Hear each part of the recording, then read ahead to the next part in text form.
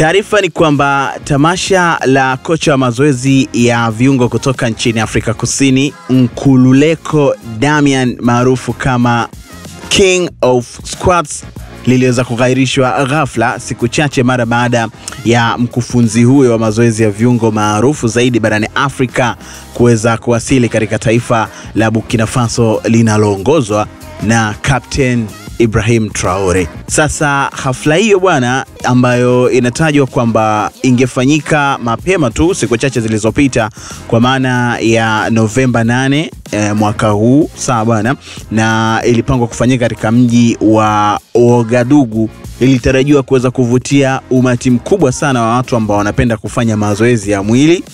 Na watu hawa wanatajwa kwamba wangeweza kutoka ukanda wa Afrika Magharibi, ambapo ripoti zilieleza kwamba taifa la Burkina Faso lilifikia uamuzi wa kuweza kufuta tamasha hilo ama kulisogeza mbele, postponed, kwa kueleza kwamba kwa sasa taifa hilo lina vipaumbele vya haraka zaidi kwa wananchi wake ambao vinahitaji kuweza kupewa uzito zaidi, ikiwemo ujenzi wa taifa, usalama na ustawi wa wananchi. Hivyo haina muda wa kuweza kujishughulisha ama kushughulikia tukio la mazoezi ambalo halina umuhimu wa kitaifa kwa wakati kama huu ambao uko nao. Na kutoka kwa afisa mkuu wa serikali wa mamlaka ya mji wa Ouagadougou aliweza kusema kwamba kughairishwa ama kuondoshwa kwa tukio hilo katika siku ya tarehe 8 mwezi Novemba hakukuwa na sababu yoyote ambayo inahusiana na sababu binafsi za mkufunzi huyo wa mazoezi ambaye pia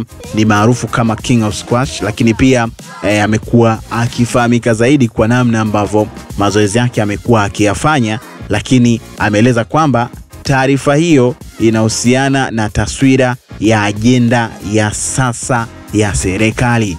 Mkufunzi huyo kutoka nchini South Africa amekuwa maarufu zaidi kutokana na namna ambavyo amekuwa akifanya mazoezi yake, lakini pia muonekano wake wa kutengeneza shape, especially kwa kina dada ambao wanapenda kuwa na muonekano mzuri.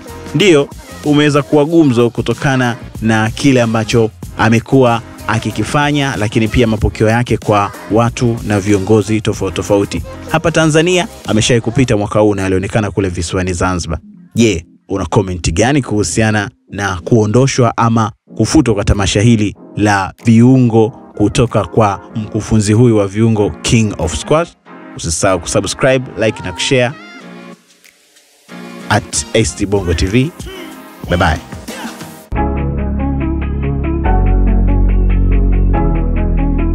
ST Bongo, nyumbani kwanza.